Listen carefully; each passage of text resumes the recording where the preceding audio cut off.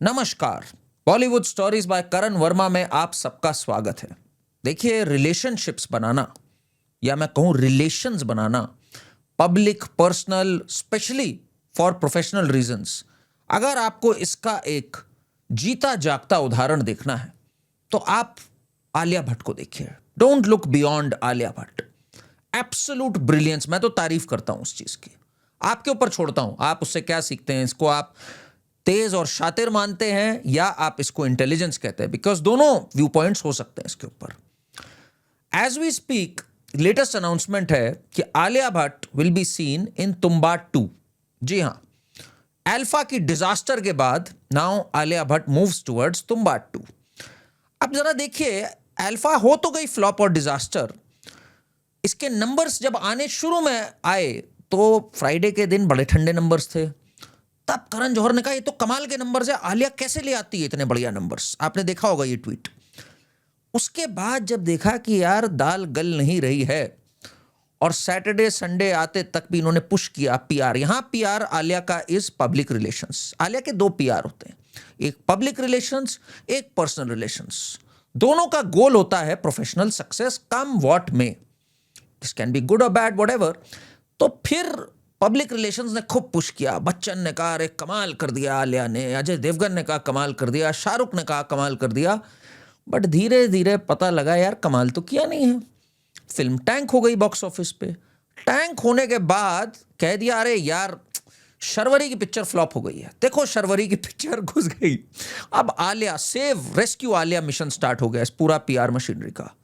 शर्वरी's film fails to pick up at the box office. Exactly same चीज माधुरी दीक्षित के साथ हुई थी जब कलंक घुस गई थी। कलंक में माधुरी दीक्षित का थोड़ा सा ही रोल था, बट फिर आ गया ओहो, Madhuri Dixit film fails to register numbers at the box office, and धीरे धीरे रेस्क्यू आलिया का मिशन एक्टिवेट हो गया।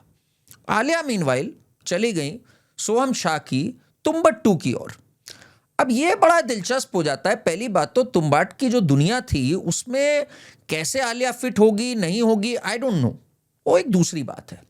आज जो मैं आपको बताना चाह रहा हूं is how Alia bags these roles. It's unbelievable how she networks. बहुत कुछ सीखने को भी है इससे, जो सीखना चाहे। बिहाइंड द सीन्स जा रहा हूं मैं थोड़ा सा। अब ये तुम्बाड 2 कैसे मिली? लोग कह रहे हैं Alia said I love the script, the role came to me. ऐसे कुछ नहीं होता बॉलीवुड में। तुम्बाड 2 का जो प्रोड्यूसर है वो है श्री आनंद राय जी। कौन है आनंद राय जी? आनंद राय वही हैं जिन्होंने रांझना फिल्म बनाई थी, जीरो बनाई थी, तन्नू वेड्स मनु के दोनों पार्ट्स बनाए थे, कई फिल्में बनाई हैं और कई फिल्में प्रोड्यूस करी हैं। आनंद राय जी बहुत सालों से आलिया को चेस कर रहे हैं, काम करना चाहते हैं। पहले इसको जीरो में भी लेना चाहते थे, उससे पहले और भी फिल्मों में लेना चाहते थे, बट आलिया इन्हें लिफ्ट ही नहीं दे रही थी। आलिया कभी कहती थी डेट नहीं है, कभी टहला के छोड़ देती थी। जीरो फिल्म तो शाहरुख भी चाह रहे थे, बट तब इतनी बात नहीं हुई। इसने जाके मन्नत में शाहरुख से जाके कहा भाई मुझे नहीं करनी है।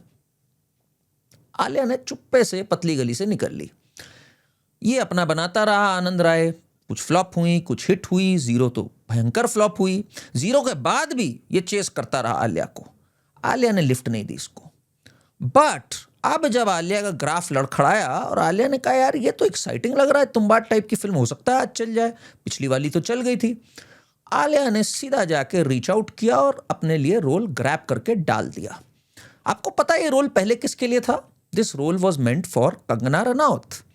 कंगना रनौत का पत्ता कट गया, आलिया का पत्ता इन हो गया।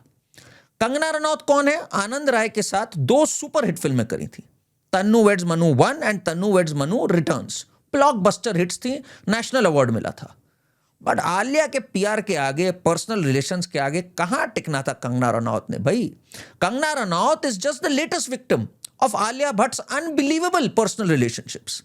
जरा पीछे जाते हैं हम, सारे रोल्स उठाते हैं जो आलिया भट्ट को मिले, और आलिया भट्ट बड़े डंके की चोट पे ये बात कहती है। इनफैक्ट प्रोड्यूसर्स, डायरेक्टर्स डरते हैं कि भाई आलिया को मना कैसे करें हम। आपको विश्वास नहीं आता? सुनिए संजय लीला बंसाली को, जरा सुनिए। Didn't shut up with her. Then suddenly got shelved. She broke down. She cracked up, cried, raved, ranted, locked herself in the room. Then I called her after 1 week and I said, "You're playing Gangubai." She said, "From Los Angeles, where I was supposed to be playing the character, I've come to Kamatipura." पहले इंशाअल्लाह picture कर रही थी ये बंसाली की, बंसाली के पीछे पड़ी हुई है ये पहले दिन से, फिल्म करनी है मुझे। पहले बालिका वधू में अपेरेंटली स्टार करना चाह रही थी ये ऑपोजिट रणबीर कपूर। तब बालिका वधू एक शो की तरह, सीरियल की तरह बना टेलीविजन पे, पहले एक फिल्म बनने जा रही थी when she was just 9 years old। वो शेल्व हुई, इसने रोना स्टार्ट कर दिया। फिर इंशाअल्लाह सलमान खान के साथ होनी थी, बट सलमान खान और बंसाली की आपस में बनी नहीं।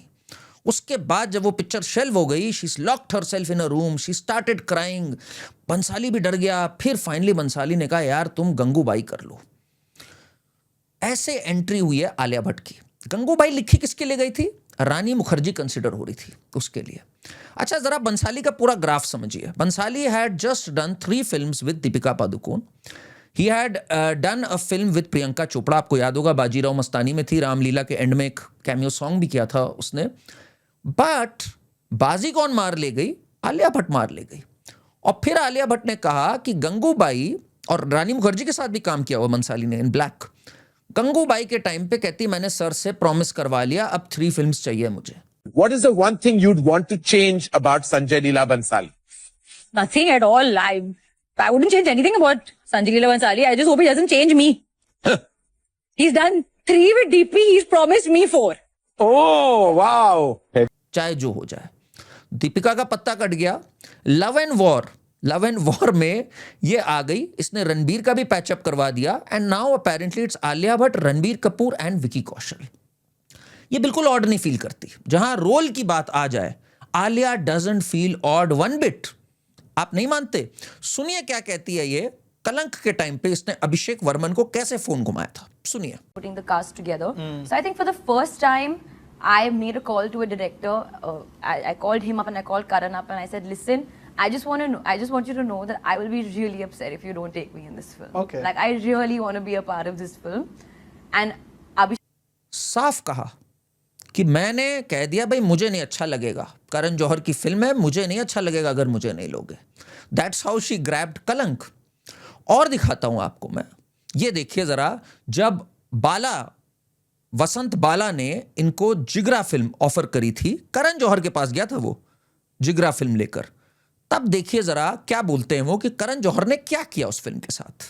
The very stream of consciousness thought, sent it to Karan, and like I think 6-7 hours later he called saying I've already sent it to Alia, and I was really not happy with it. So Karan said, so that email was sent. I was like, why did you do this? Karan Johar ने तुरंत इसकी script बिना बाला से बात करे इसको forward कर दिया आलिया भट्ट को, क्योंकि भाई वो तो मुंह बोली बेटी है, फिल्म तो वही करेगी ना।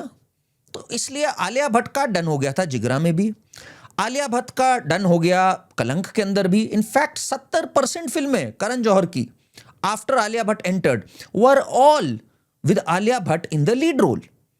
एंड देन एक और बात बताऊं मैं आपको, इवन इम्तियाज अली कौन था? Imtiaz Ali television series direct करता था बहुत सारी। मैं अगर 90s के टाइम के टीवी सीरियल्स की बात करूं, कई शोज जी टीवी पे, परंपरा और इम्तिहान और इस तरह के आते थे जी टीवी पे। और तब महेश भट्ट भी कुछ सीरीज डायरेक्ट कर रहे थे, जैसे स्वाभिमान नाम का एक शो डायरेक्ट कर रहे थे। इम्तियाज अली का महेश भट्ट से बहुत अच्छा परिचय था, महेश भट्ट का करण जौहर से बहुत अच्छा परिचय था। डुप्लीकेट फिल्म यश जौहर द्वारा प्रोड्यूस थी, जो कि महेश भट्ट डायरेक्ट कर रहे थे। इस तरह से सब जगह Alia Bhatt was pitched. In fact highway में पहले ऐश्वर्या राय को लेना था, एक मैच्योर एक्ट्रेस चाहिए थी, बट फिर भाई कहाँ रुक सकते थे आप आलिया भट्ट की परसिस्टेंस के आगे। आलिया भट्ट ने फाइनली वो रोल ग्रैब किया और वो इम्तियाज अली के ग्रुप में भी घुस गई। और तो और बताऊं मैं आपको, जब जोया अख्तर के साथ गली बॉय चल रही थी तो भाई वो अख्तर्स के करीब आई तो उन्होंने फरहान को पिच किया कि जी लो जरा में मुझे लो। लोगों को लगा कहीं इनको ऑड तो नहीं लगेगा कि कटरीना एक्स है रणबीर की। आलिया को कुछ ऑड नहीं लगता। When it comes down to a role, she mends relations, builds bridges, and she ensures that she gets that role. Kangana का कटा, दीपिका का कटा, कितनी एक्ट्रेसेस का कटा, but Alia knows how to persist and get that role. इस परसिस्टेंस की तो दाद देनी पड़ेगी हम लोग को। इस चीज पर फ्रस्ट्रेशन कई एक्ट्रेसेस का आया है। अगर मैं बोलूं, ऐश्वर्या राय ने तो खुल के बात बोली है, सुनिए जरा। Okay, if you like to ask anything to Alia Bhatt. You with the kind of support that Karan has given to her from the beginning. Ji. And to have that kind of an establishment with you, is very comforting, along with great opportunities which are virtually there, literally on her lap. They are there literally on her lap regularly. आप शुरू की सारी फिल्में देख लीजिए, whether it was Kapoor and Sons, whether it was this Badri की Dulhania, Humpty की Dulhania, all Karan Johar films. Two States भी initially wasn't going in her lap. घूम फिर के सारे रोल इसके पास आ जाते हैं. इनफैक्ट एक स्टेज थी जो हम लोग सुनते हैं कि करण जौहर के कैंप में कोई भी अगर एक्ट्रेस होती थी, Alia used to hover around कि मेरा कुछ रोल तो होना ही होना है.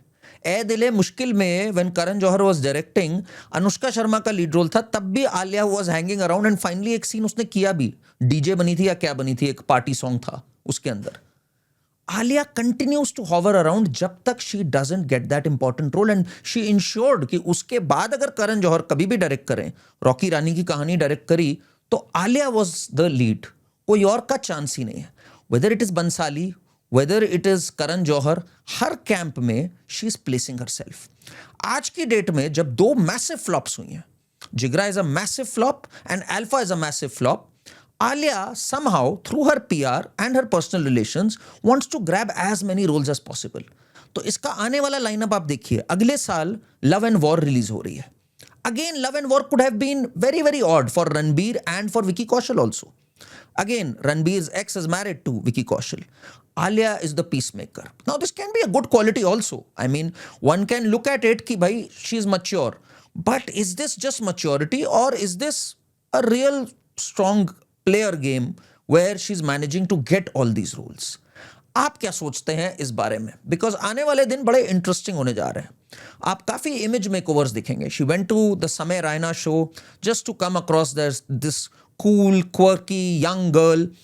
नाउ शी इज चोजन तुंबट्टू because she wants to show कि मैं सब्सटेंस पे जाना चाहती हूँ. I am more intrigued by the subject rather than banners. Spyverse से इसने अपने आप को हटा दिया, शर्वरी को आगे कर दिया है वहां पर. Very, very interesting turn of events. बाकी सब जहां they are sharpening their acting skills, she is sharpening her brain to get to the right places and the right brands. There was a reason why she went to the Cannes, because वहां पे cameras तो नहीं chess कर रहे थे, but she knew how to get that brand which gets her across to Cannes. She knows which agent to contact ताकि she can get that Hollywood role. ये जो मैकिनेशंस हैं जो बैकग्राउंड में चल रहे हैं, ये बहुत ही इंटरेस्टिंग है. आने वाले दिनों में ये और इंटरेस्टिंग प्ले आउट करेंगे. आप क्या सोचते हैं? Is this maturity and smartness या दिस इज स्लाइनेस एंड क्राफ्टीनेस? कमेंट्स में जरूर लिख के हमें बताइए. चैनल को हाइप करिए, वीडियो को लाइक करिए and stay tuned for more.